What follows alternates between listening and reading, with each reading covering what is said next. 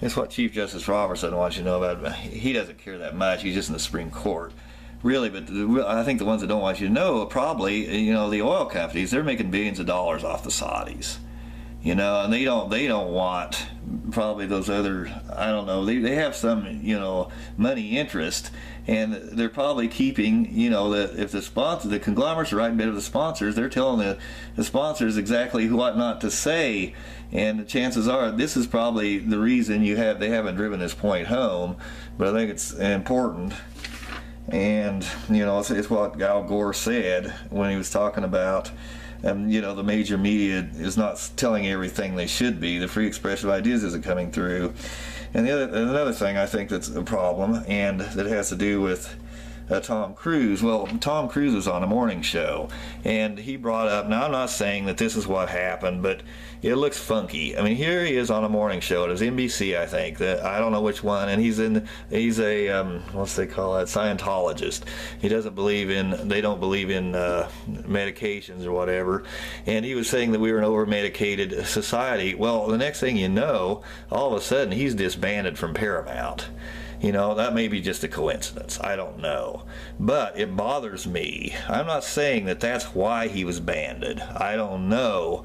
But it's a little funny because you figure out who owns Paramount, and it's the same conglomerate that owns CBS, and they've got a drug ad on there every 10 seconds. On the night news, I see 50 drug ads. They're getting big money.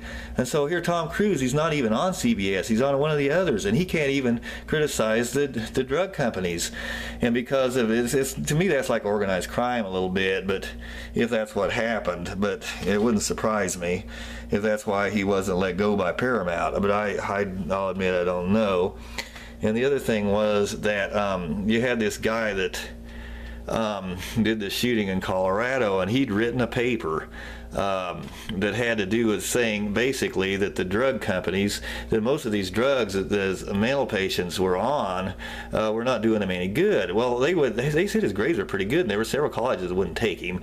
And I know for a fact that the AMA keeps people out of med school a long time ago. I don't know if they're still doing it, but they control med school, and this was in the criminal justice I read in UNL, that they keep people out of med school. And how do you know the pharmaceutical industry isn't somehow keeping him out because he was criticizing them? I don't know, and maybe not, but it's something that the media should be looking into that they probably won't.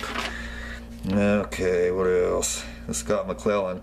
I also think it's kind of funny that basically the Iraq War, it shouldn't have never happened, and the Iraq War was a lot of people got killed for no good reason. I think pretty much for oil companies, but the media wouldn't tell you this. And Scott McClellan went to Katie Couric and he says, hey, where was the media when there was no weapons of mass destruction? Why was the media not telling us, we should get out of the war?